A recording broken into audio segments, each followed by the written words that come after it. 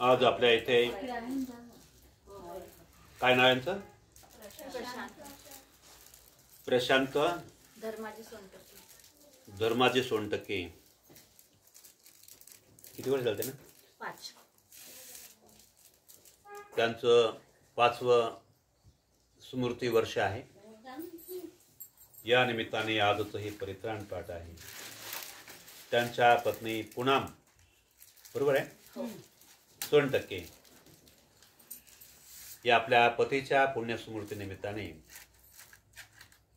या परित्राण पाठ करत आहे. पुण्यस्मृती म्हणजे काय होते? भगवान सम्यक संबुद्ध म्हणतात, ज्याचा जन्म झाला तो मृत्यूला प्राप्त होतो. म्हणून धम्मचक्र परिवर्तन सूत्रातून भगवान बुद्धांनी उपदेश दिला आणि म्हणतात, जातीपि दुःखा जन्म होणे दुःख आहे, जरापि दुःखा जर्जर होणे दुःख आहे, मरणंपि दुःखा मरण येणे पण दुःख आहे, प्रियही विपयोग दुःखा प्रिय व्यक्तीचा संयोग होणे दुःख आहे, विपयोग दुःखा अप्रिय व्यक्तीचा संयोग होणे दुःख आहे, यंपी च न लभती तंपी संकेतेन पच्युपादाने खंदापि दुःखा.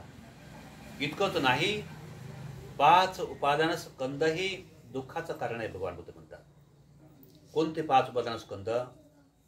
रूप, वेदना, संज्ञा, संस्कार आणि विज्ञान. याला भगवान सम्यक संबुद्धांनी 5 उपादान स्कंद असं म्हटलेलं आहे. हे सर्व दुःखाचं कारण आहे. हे रूप दुःखाचं कारण आहे.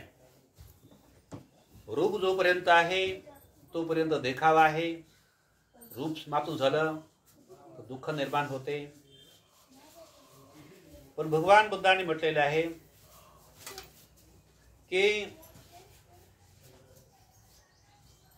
जन्माला प्रत्येक व्यक्ती आल्या आहे, त्याचा मृत्यू हा निश्चितच आहे, निश्चित होतोय. मरण म्हणजे काय? जन्म म्हणजे काय? जन्म म्हणजे व्यक्ती जन्माच्या प्रसंगी तो जन्म घेतो गर्भाशयामध्ये, आणि जन्म म्हणजे गर्भाशयामध्ये प्रवास करतो. गर्भाशयामध्ये प्रवास केला असताना त्याचा देखील कुशल कर्माचा लाभ घ्यावा लागते. बुद्ध धर्मामधून भगवान बुद्धाच्या धर्मानुसार कुशल कर्माचा लाभ घ्यावा लागते. आणि जेव्हा गर्भाशयात तो प्रवास करतो तेव्हापासून त्यांना पुण्यकर्म करण्याची प्रतिसंधी असते. कोणत्या कर्माद्वारे त्याचं पुण्यकर्म वाढलं जाते, गर्भाचं मंगल होते, त्याला गर्भमंगल म्हटलं गेलेलं आहे. जेव्हा माता आणि पिता अष्टशील उपोषित व्रताचं पालन करतात आणि सतत कुशल कर्म करतात, सतत शीलाचं पालन करतात, आणि जेव्हा जर समजा एखाद्या व्यक्तीला धम्म समजल्यामुळे सतत तो 9 महिने 9 दिवस पर्यंत कुशल कर्म करतो, त्याला धम्माचं पूर्ण बल प्राप्त होतात, धम्माचे परिपूर्ण संस्कार त्याच्यावर प्राप्त होतात. पण ज्याने जर समजा 9 महिन्यापर्यंत त्याने काय कुशल कर्म केलं नाही, कारण 9 दिवस त्याला प्रतिसंध दिला जाते, मग त्याला अवकाश दिला जाते. 9 दिवसाच्या कालावधीमध्ये त्याने 9 दिवस तरी त्यांनी पुण्यकर्म कुशल कर्म केलं पाहिजे. 9 दिवस जाऊ द्या, 2 दिवस जरी गेले 7 दिवस राहतात, 7 दिवस तरी त्यांनी कुशल कर्म केलं पाहिजे. तर शेवटची प्रतिसंधी आहे, शेवटचा मोका आहे. आणि जर त्यावेळी जर समजा त्याने काही कुशल कर्म जर केले जर नाही त्यांनी, तर त्याच्या त्या गर्भावर गर्भमंगलाचे बुद्धाच्या धम्माचे संस्कार येत नाही. आणि जर त्याने जर समजा गर्भावर जर संस्कार जर केले, जर 7 दिवस जर समजा परित्राण केलं, धम्माचं अनुकरण केलं, शीलाचं पालन जर केलं, तर तो व्यक्ती धम्माच्या विषयी तो होश बाळगेल आणि होशपूर्वक धम्मग्रहण करेल, होशपूर्वक तो दान देईल. आणि लोक अनेक प्रकारचे लोक आहेत की त्यांच्यात होश नाही, ते सांगकामे राहतात. धम्माचा होश नसल्यामुळे कोणी म्हणतात परित्राण केलं पाहिजे, परित्राण करतात, पण त्यांना होश राहत नाही. परित्राण बसतील का ते होश गमावून परित्राण बसतील, धम्म ऐकतील, आणि त्यामुळे होश पूर्ण ते ऐकत नसल्यामुळे का त्यामुळे बेहोशाने ते परित्राण करतात, धम्मश्रवण करणार, त्यामुळे लाभ नाही घेऊ शकत. तर होश जर त्यांच्यात प्राप्त जर असेल तर ते पूर्ण आपलं अनेक प्रकारचं कामधंदा बाजूला ठेवून आणि पूर्ण वेळ धम्म कार्यासाठी देते. म्हणजे मोबाईल स्विच ऑफ ठेवते, कोणीकडेच ते वेळ देणार नाही. बिलकुल ते जेवढा परित्राण होत आहे तेवढा वेळ सद्धम ऐकत असतात. पण काही लोकांमध्ये होशच नसल्यामुळे त्यामुळे ते केवळ बुद्धासमोर किंवा भिक्खूसमोर ते बसलेले आहे, पण त्यांचं चित्त दुसरीकडे भटकले गेलेलं आहे. त्यांना फोनही येते, सारं मन त्यांचं फोनमध्ये. आणि किंवा समजा का त्यांचा आपसामध्ये कोणाशी ते बोलत राहतात, आपसामध्ये कोणतं काम करायचं आहे, त्या कामासाठी ते जास्त वेळ देतात. ते धम्मासाठी वेळ नाही, कारण त्यांचं मनामध्ये धम्माचे तरंग नाही, तरंग वाढलेले नाही. कारण का त्यांच्या माताने त्यांच्या प्रसंगी गर्भसंस्कार केलेला नाही, आणि म्हणून त्यांची परिस्थिती, त्यांची अवस्था अशा प्रकारची. म्हणून गर्भमंगल हा कार्यक्रम करावा लागतो. का जरी समजा का त्यांनी हा गर्भमंगल कार्यक्रम त्यांनी जरी केला नाही, पण त्यांचे जर समजा मुलं चांगले असतील किंवा नातेवाईक चांगले असतील, तर त्यांची मैत्री चांगली असेल, तर जेव्हा तो व्यक्ती मरण में दुःखा, भगवान बुद्ध म्हणतात. का मरण में दुःखा म्हटलं भगवान बुद्धांनी? भगवान बुद्ध सांगतात ज्याचा जन्म झाला त्याचा मृत्यू होत असतो. पण मरण पे दुःखा का म्हटलेलं आहे? मरण पे दुःखा भगवान बुद्धाने असं का म्हटलेलं आहे? कारण व्यक्ती ज्या मृत्यूला प्राप्त होतो तर त्याला त्याच्या परिवार अकुशल कर्मधारी असल्यामुळे त्यांना मरणाच्या प्रसंगी त्यांना मृत्यूचं ज्ञान नाही, मृत्यूचं ज्ञान नाही. तर मृत्यूच्या प्रसंगामध्ये त्यांना 7 दिवसपर्यंत त्यांना प्रतिसंधी आहे, पुण्यकर्म करण्याची, शील पालन करण्याची प्रतिसंधी आहे. पण मात्र त्यांच्यात होश नसल्यामुळे, धम्म नसल्यामुळे तो वेळ तो आपल्या शोकामध्ये घालवतात, शोक करत राहतात. बाई जर असेल तर मुलगी असेल वरण पावली तर बाई व तू अशी होती व तू तशी होती व, पण दान कर्म करण्यामध्ये, कुशल कर्म करण्यामध्ये तर ते आपल्या वेळ देत नाही बिलकुल वगैरे. दान कर्म करण्यासाठी वेळ घाला पाहिजे वगैरे नाही. तर भगवान सम्यक संबुद्ध काय म्हणतात की जे लोक मृतक व्यक्तीच्या नावाने रडत असतात, शोक करत असतात, आसू गाळत असतात, तर त्याचं एका जन्मातून त्यांनी एवढं शोक नाही, एवढा त्याच्या शोकाचे आसरू तयार होतात, समुद्राचं पाणी कमी पडेल एवढं ते शोकाचं पाणी तयार होते वगैरे. म्हणजे त्या मृतक व्यक्तीला त्या दुःखात तो डांबवायचं काम करतो. काय करतो? दुःखाचं डांबवायचं काम करतो. तर जेव्हा व्यक्ती मरण पावल्यानंतर 7 दिवसपर्यंत त्या लोकांना प्रतिसंधी दिली जाते, पण 7 दिवसपर्यंत ते रडण्याचं काम करतात, शोकच करण्याचं काम करतात. बाई व तू भाऊ चांगली होते रे, भाऊ रे तू चांगला होता रे, माझा भाऊ त्याला मेथीची भाजी खूप चांगली वाटायची रे माय व, त्याला हलवा फार चांगला वाटायचा माय व, त्याला चिवडा फार चांगला वाटायचा माय व, त्याला पेढे फार चांगले वाटायचे माय व, अशाच प्रकारे वगैरे नाही का, बास निवड शोकात. पण ते लोक एवढे मोठे भयंकर आसक्तीच्या अधीन असतात, भयंकर असतात, काम क्रोध. आता भगवान बुद्ध काय म्हणतात? रडणे म्हणजे काय होते? अंगोत्तर निकायामध्ये भगवान बुद्ध म्हणतात रडणे म्हणजे काय होते? हसणे होते, भगवान बुद्ध म्हणतात. आणि हसणे म्हणजे काय होते? रडणे होते. बघा बुद्धाचा इतिहास पाहतो. रडणे काय होते? शोक करणे म्हणजे काय होते? रडणे म्हणजे हसणे होते. याचा अर्थ रडणे म्हणजे काय होते? हसणे. आणि हसणे म्हणजे काय होते? रडणे होते. हा सर्व दोन्ही गोष्टींचा अर्थ हाच आहे. आणि या दोन्ही गोष्टीचा उगम तृष्णेमध्ये होतो. आणि तृष्णा म्हणजे काम क्रोध मद मत्सर. यामध्ये काम क्रोध मद मत्सर याच्यातून त्याचा उगम होतो. आणि ती पुन्हा ती तृष्णा एवढी मोठी भयावह भगवान बुद्ध म्हणतात. तृष्णा कशी आहे? भगवान बुद्ध म्हणतात तर तृष्णा गुंतलेल्या धाग्या समान आहे, गुंतलेल्या गवताच्या काडी समान आहे, नाही का. ज्याप्रमाणे धागा गुंतून गेला असताना का त्या आपल्याला कोणता एखादा कपडा शिवायचा आहे, पण तो गुंता जोपर्यंत आपल्याला निघत नाही की तोपर्यंत शिवू शकत नाही वगैरे. आणि किती वेळ निघून जाईल तो गुंता काढण्यासाठी काय सांगता येणार. गुंता एकदम भयावह होऊन जर गेला द्राक्षेंत तर किती वेळ निघून जाईल, तर ते समजा तो गुंता संपू शकत नाही. तर तृष्णेचा गुंता भगवान बुद्ध म्हणतात बहुत मोठा भयावह आहे. म्हणून भगवान सम्यक संबुद्ध म्हणतात हे 5 बंधन बहुत मोठे खतरनाक आहे. कोणते 5 बंधन? रागासारखा रोग नाही, द्वेषासारखा दोष नाही, मोहासारखे जाळे नाही, तृष्णेसारखी नदी नाही आणि संसारासारखे बंधन नाही. ही 5ही बंधन भगवान सम्यक संबुद्ध म्हणतात बहुत खतरनाक आहे. या बंधनामध्ये जो व्यक्ती बांधला गेला तो व्यक्ती कधी सुटला जाऊ शकणार नाही. या तृष्णारूपी ज्या व्यक्तीमध्ये काठा भरला गेलेला आहे तो काठा त्याचा कधी निघू शकणार नाही. हा काठा नाही, हे शल्य भगवान बुद्ध म्हणतात. हे शल्य पायामध्ये घुसला गेलेला आहे. याला समजा भयंकर त्रास होतोय, नाही का चालू शकत नाही. का चालू शकत नाही? कारण तो काठा भरलेला आहे. जेव्हा काठा काढून टाकला तर बिलकुल त्याला त्रास होत नाही. अशाच प्रकारे तृष्णारूपी काठा काढणे भगवान बुद्ध म्हणतात बहुत कठीण आहे. तृष्णारूपी काठा एकदम खोलवर जर गेला असेल तर भगवान सम्यक संबुद्ध म्हणतात तो काठा एका जन्मातून निघत नाही. तर भगवान बुद्ध म्हणतात मला तृष्णारूपी काठा काढण्यासाठी 547 जन्म घ्यावे लागले. ते फुकट पण झाला नाही, फुकट मध्ये निघाला नाही. तर मला कुशल कर्म करायला लागलं. मला माझ्या पारमिता पूर्ण करायला लागल्या. 10 पारमिता पूर्ण करायला लागल्या आणि त्या 10 पारमिताच्या पुण्य कर्माद्वारे कुशल कर्माद्वारे तो काटा तृष्णारूपी शल्य काठा निघाला आणि त्याचं रूपांतर मी बुद्धत्वामध्ये झालं आणि मी जगाचं बहुजन हिताय बहुजन सुखाय लोक कल्याणाचं महान कल्याणकारी कार्य करू शकलो. हा काठा निघाला नसता मी बुद्ध बनू शकलो नसतो. म्हणून भगवान बुद्ध म्हणतात जेव्हा व्यक्ती मरण पावतो म्हणजे काय होते? जेव्हा व्यक्ती मरण भी दुःख, भगवान बुद्ध म्हणतात मरण भी दुःख.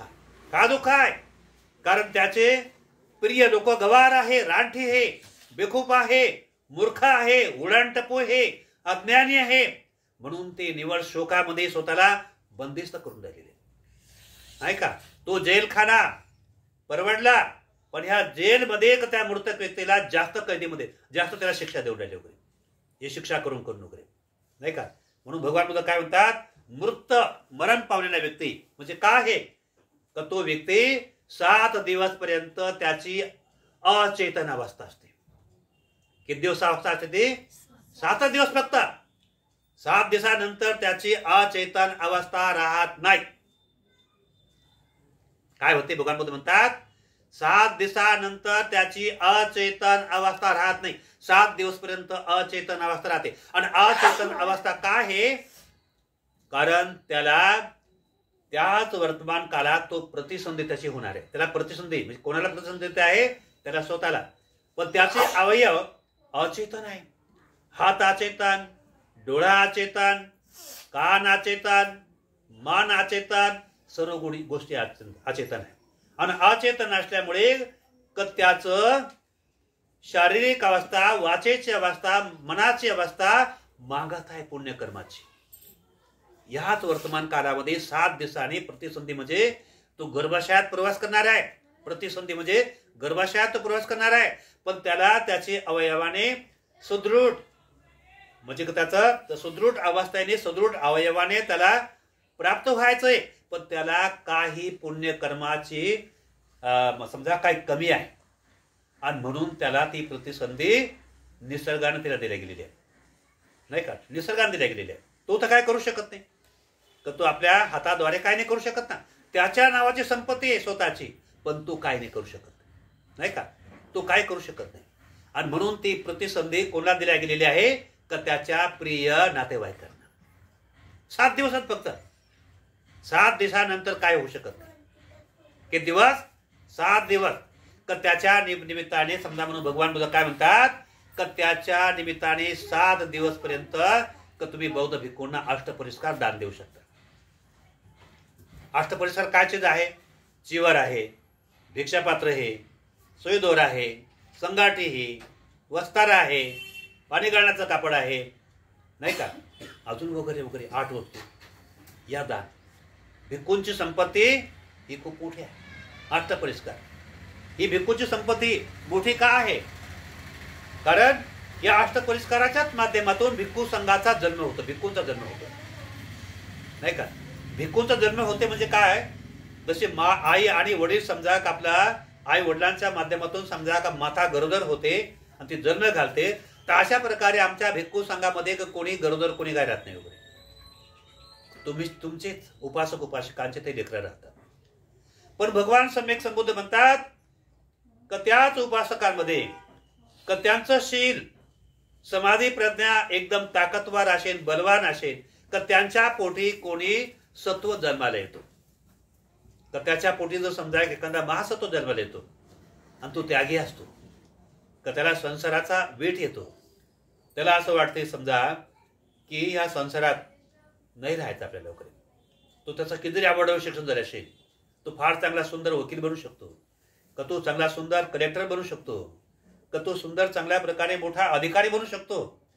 पण त्याच्या त्याग निर्माण झाला भिक्षू मला व्हायचं. पण त्याचे परिवार दुःखी होतात. बाळ तुला एवढं शिकवलं, तू भिकू नको बनू, तू लग्न कर आणि मला माझे नातू पाहायचे. तो म्हणते की नाही, मला भिक्खू बनायचं, मला का बच्चे पैदा नाही करायचे, मला काय समजा का आपल्या गरजे जीवनात नाही जायचं, तर मला भिक्षुक बनायचंय. पण त्याचे आईवडील रडतात, तर तो देखील रडतो भिक्षू बनण्यासाठी. मग शेवट त्याचा कल परिपूर्ण भिक्खू संघाकडे राहतो. तुम्ही जर समजा मला भिक्खू बनण्यासाठी परवानगी जर देणार नाही, तर भगवान बुद्ध म्हणतात माता पितांची प्रिय परिवारांची परवानगी जर नसेल तर मी भिक्खू बनू शकत नाही. मी तुम्हाला सांगतो, मला तुम्ही जर भिक्खू बनण्याची परवानगी जर दिली जर नाही, तर मी अन्न खाणार नाही, पाणी पिणार नाही. जसं भगवान बुद्धाच्या काळामध्ये राष्ट्रपाल होता, त्या काळात त्याला 7 राण्या होत्या त्या काळामध्ये. पण भगवान बुद्धाचा धम्मोपदेश ऐकल्यानंतर का त्याच्यामध्ये वैराग्य निर्माण झालं, त्याग निर्माण झाला, तर मला भिक्खू बनायचं. तर तेव्हा त्याचे माता पिता रडतात, बाळ आम्ही मेल्यानंतर तुला परवानगी देऊ शकत नाही, जिवंत पण तुला कशी परवानगी देणार. तर तेव्हा तो जमिनीत पडून राहिला. मला भिक्खू बनण्याची जोपर्यंत परवानगी मिळत नाही का तोपर्यंत ह्या उन्हातच पडून राहील, कडकडत्या उन्हात पडून राहिला. 7 दिवसपर्यंत त्याने अन्न पाणी खाल्लं नाही. तर त्याचे प्रिय मित्रांना त्याचे आईवडील मध्ये समजावण्याचा प्रयत्न करतात. पण त्याच्या प्रिय मित्रांना म्हणते एक तर मी भिक्षू बनेन आणि भिक्षू बनण्यासाठी उठेन, आणि मला जर भिक्षू बनण्याची परवानगी जर दिली नाही तर यात मी पडल्या या ठिकाणी माझा प्राण त्यागेन. पण मात्र मी कधी उठणार नाही. उठेन तर भिक्षू बनण्यासाठी, भिक्षू बनण्याची परवानगी जर मिळाली नाही या ठिकाणी माझा मी प्राण सोडून. पण तेव्हा त्याच्या मित्रांनी त्याच्या आईवडिलांनी समजून घातले. त्याला भिक्षू जीवन प्रिय जर नाही वाटलं तो कुठे काय करणार, तुमच्याकडे वापस येईल. त्याला परवानगी द्या. जरी भिक्षू जरी बनला तर त्याचं तो तुम्हाला कधीही भेटेल, जिवंत दिसेल. आणि जर तुम्ही त्याला भिक्खू बनण्याची परवानगी दिली नाही तर जिवंत तुम्हाला भेटणार नाही. वानतींचा एकटा असतो, राष्ट्रपाल असतो, त्याला परवानगी देऊन दिली आणि तो भिक्खू बनला. भगवान सम्यक संबोध म्हणतात की ज्या मुलीमध्ये भिक्खू बनण्याचा त्याग निर्माण झाला, त्यांच्या त्यागी व्यक्तींना कोणी रोखण्याचा कितीतरी प्रयत्न केला असताना रोखल्या जाऊ शकत नाही. का रोखल्या जाऊ शकत नाही? ज्याप्रमाणे आचिरवती नदीचं पात्र विशाल आहे आणि त्या आचिरवती नदीला रोखण्यासाठी कोणी कितीतरी मोठा खोलवर बांध घालण्याचा प्रयत्न केला असताना तेही पाणी रोखल्या जाऊ शकणार नाही. कारण आचिरवती नदी अमर्याद आहे, विशाल आहे, नाही का. अशाच प्रकारे त्याग देखील समजा या एकाच जन्माचा नसून अनेक जन्माचं पुण्यकर्माचा अवाढव्य त्याग कर्म राहते, नाही का. म्हणून भिक्खू बनण्यासाठी जो मुलगा येतो किंवा मुलगी येते का तो त्यागी लोकांचा समूह असतो, ज्यांच्या त्याग असते का ते जीवाची कशाची पर्वा नाही करत, आणि म्हणून ते आमचे भिक्षू राहतात, नाही का. त्यांना कोणी जबरदस्ती केलं जाऊ शकत नाही, नाही का. आणि म्हणून ज्याचा त्याग निर्माण झाला तर तो जरी तुमचा मुलगा असेल का तो तुमचा मुलगा कसा राहणार, नाही का. तुमचा मुलगा राहील का? त्याने जर म्हटलं मला भिक्षू बनायचं, नाही भिक्खू बनायचं, माझा मुलगा येतो. मग जर समजा तुम्हाला भिक्खू बनायची परवानगी नाही दिली तर मी अन्न खाणार आणि पाणी पिणार, तुम्ही त्याला परवानगी देणार का नाही? मग सांगा का भिक्खू संघाची ताकद मोठी आहे का तुमची ताकद मोठी? भिक्खू संघाची ताकद मोठी आहे ना. म्हणून भिक्खू संघामध्ये जो समजा का त्यागी समूह आला तर तो त्यागी समूहच येणार. आणि म्हणून भिक्खू मध्ये जे समजा का तुमचे जे मुलं असतात ज्यांच्या त्यागाची भावना आहे का त्या त्यागी व्यक्तीला कोणालाही अडवण्याची ताकद नाही, धैर्य नाही, असं भगवान बुद्ध म्हणतात. म्हणून अशा त्यागी समूहांना दान देण्याची भावना एक निर्माण करणे तर फार मोठा पुण्यकर्म त्यांचं वाढल्या जाते. आणि म्हणून भगवान सम्यक संबुद्ध म्हणतात 7 दिवसांनी व्यक्ती प्रतिष्ठिती घेतो तर जेव्हा त्यांच्या प्रिय विनयधारी उपासक असते, उपासिका असते, शिलाचं पालन करणारे राहते, दानशूर असते, दानाचं त्यांना महत्व पडलं असतं. तसं भगवान बुद्धाच्या काळामध्ये विशाखा मेघार माता भगवान आणि पुन्हा उपासक असतो अनाथ पिंडिक, चित्रगृहपती, आपला धम्मेक असे श्रद्धासंपन्न बौद्ध उपासक त्या काळामध्ये होऊन गेले.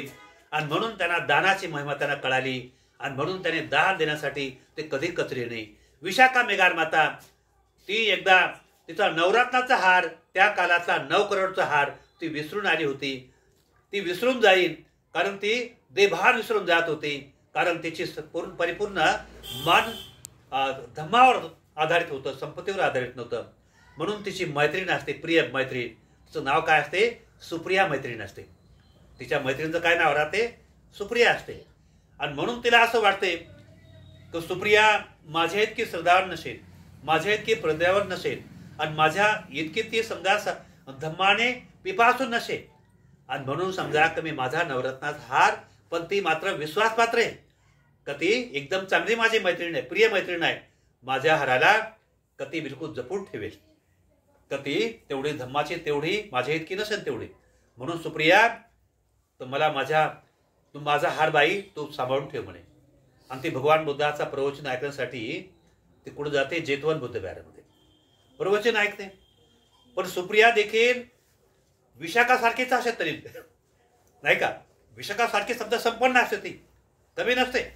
सुप्रिया एवढी श्रद्धावान महाप्रज्ञावान राहते की जेव्हा एखाद्या बौद्ध भिक्खूंना भोजन दान द्यायचं होतं, म्हणजे भोजन म्हणजे तिला दान द्यायचं होतं का, त्या समजा अनेक भिक्खूंना ती दान द्यायची, अनेक भिक्खूंना दान द्यायची आणि अनेक भिक्खूंना इच्छा भोजन दान द्यायची.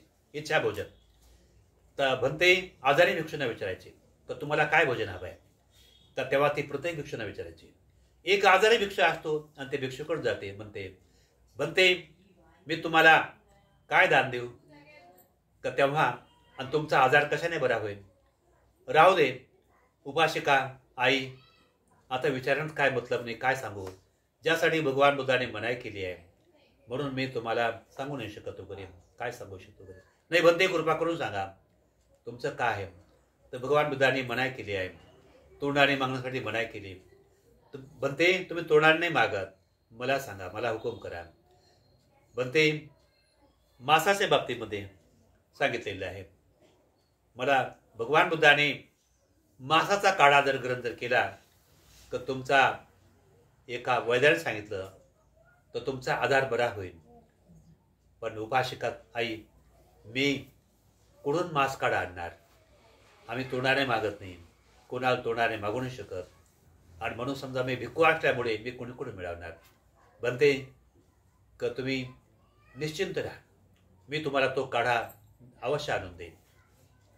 तर तेव्हा सुप्रिया घरी गेली, पाहते. पण त्या दिवशी उपवासाचा दिवस असतो आणि सुप्रिया एक वचनी असते, सुप्रिया उपासिका एक वचनी असते. उपवासाचा दिवस असल्यामुळे एक राजा बौद्ध असतो, राजा प्रसंजित, राजा बिंबिसार बौद्ध असतात. तर त्यामुळे त्यांचा आदेश असतो ज्या दिवशी उपवासाचा दिवस आहे तर त्या दिवशी कोणीही कतलखान्यामध्ये कोणाची हत्या होणार नाही, कोणत्या प्राण्याची हत्या नाही करायची. मग सुप्रियाला फार मोठा विचार आला, आपलं वचन जाऊ द्यायचं नाही. मग तिने विचार केला तर समजा एक भगवान बुद्धाचा भिक्खू संघ हा महान आहे, मग माझं शरीर तरी काय आज ना उद्या आहे, नश्वर आहे, क्षणभंगूर आहे. मग समजा त्याला भिक्खूला थोडंच माहीत होणार आहे वगैरे, तर मी स्वतःच्या अंगाचा मी मांस काढा दान देईन. मग ती काय केली, आपल्या दासीला बोलावते, सुप्रिया दासीला बोलावते आणि काय करते, आपल्या मांडीचं मांस कापू लागली. का तेव्हा का तिची दासी देखील त्यावर फार प्रेम करते. का तिच्या दासीच्या डोळ्यातून खळखळ पाणी असं व्हायला लागली. मालकीन ताई तुम्ही काय करता, तू चुप राहा बिलकुल वगैरे, बिलकुल व्यक्त बोलू, तुझे आसू चुपचाप पावर. कारण सुप्रियावर दासी सर्व प्रेम करायचे. खळखळा तिचे आसू बिलकुल ते आवरत नव्हते. का तिनं ते मांस कापलं आणि एका याच्या ताटीमध्ये ठेवले आणि याचा सुंदर असा काढा बनाव. आणि जे भिक्षू आहे त्या भिक्षूचं नाव सांगितलं का त्यांना हा काढा देऊ नये, आणि त्यामुळे त्याला सांगू नको अशा प्रकारे गड्ड बनवू नये आणि तू वचनाचं पालन कर. तर सुप्रियाची दासी गेली का तिला तो मांस काढा दिला, त्या भिक्षूने ते ग्रहण केलं. तो भिक्षू तात्काळ त्या आजारातून बरा झाला, चांगला झाला. पण प्रकार काय घडला,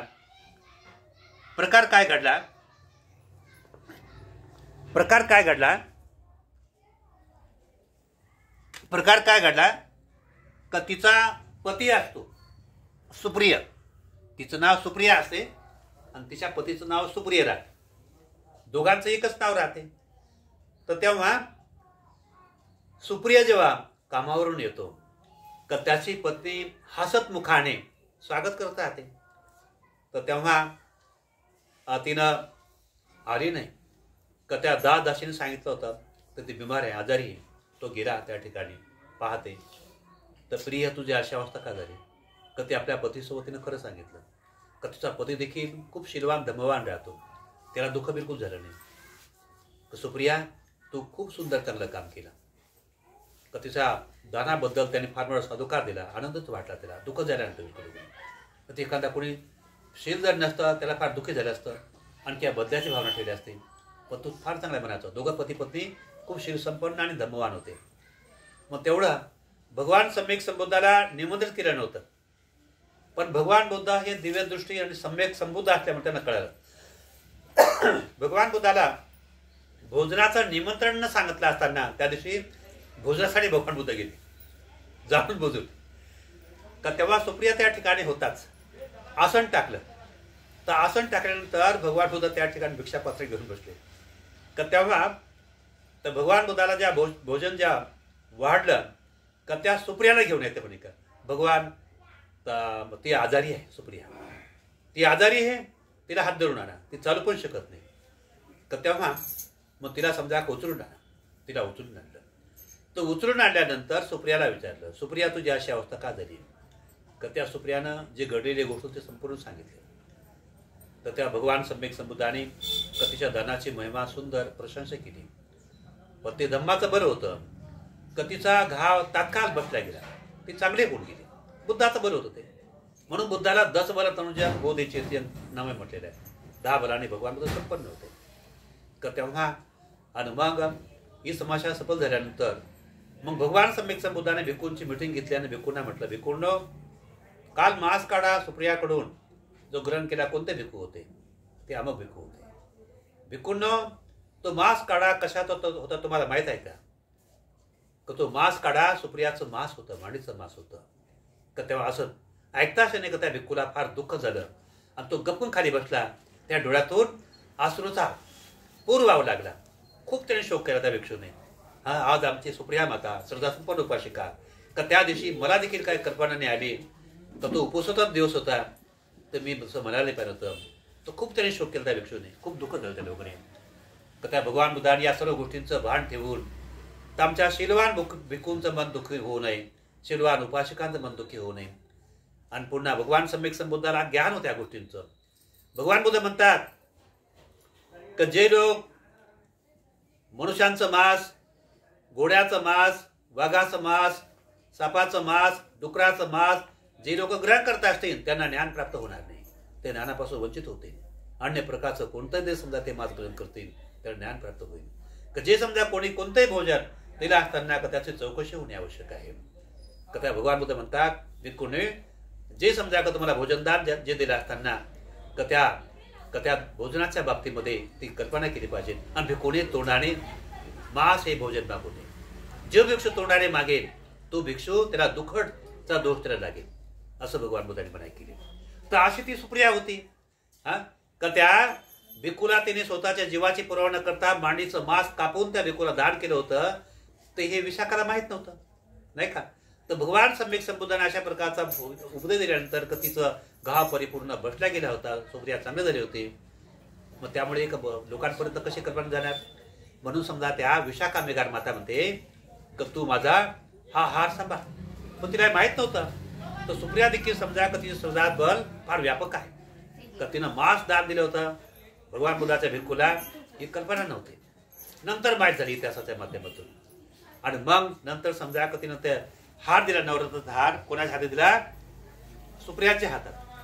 आणि मग समजा दोन्ही समजा उपदेश ऐकत असताना ही फार श्रद्धा संपन्न होती, दोघ्यांनी समान होत्या दोघे. उपदेश ऐकता ऐकता तर भगवान बुद्धाचं प्रवचन संपलं आणि मग सर्व समजा उपासक उपदेश ऐकून समजा निघू लागले. मग आता काही काही लोक वरपंखी होते उपदेश ऐकल्यानंतर. काही लोक समजा आपला श्रद्धा संपन्न उपदेश ऐकल्यानंतर समजा का भगवान बुद्धाने काय उपदेश दिला का त्याची उजाळणी करत चालली होती. विशाखा चालली, सुप्रिया चालली वगैरे, बेभान नाही. तर तिचा समजा तो हार त्याच ठिकाणी पडून गेला. कोणत्या? जेतवन बुद्ध विहारामध्ये विसरली सुप्रिया. आणि ते धम्मचिंतन करत करत करत समजा घरी गेले आणि रात्रभर भगवान बुद्धाने जो उपदेश दिला त्या उपदेशाचं चिंतन करत राहिले.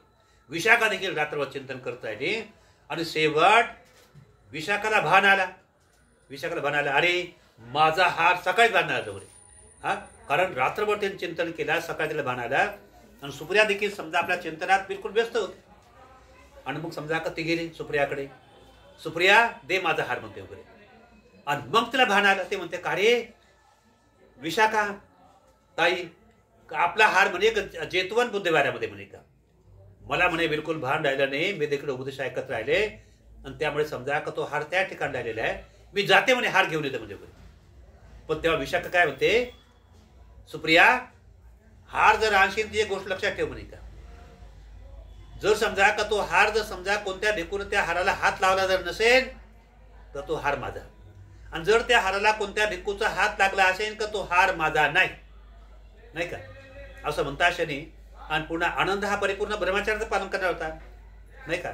तर त्याचा आनंदचा हात जर लागला असेल तर तो हार परिपूर्ण बुद्ध विहाराचा. तर तेव्हा सुप्रिया गेली आणि मग आनंद नावाच्या भिक्खूने पाहिलं. तो उपासिका सुप्रिया, आपण विशाखाचा हार ना, नवरत्नाचा हार मी सुरक्षित उचलून ठेवला आहे म्हणते.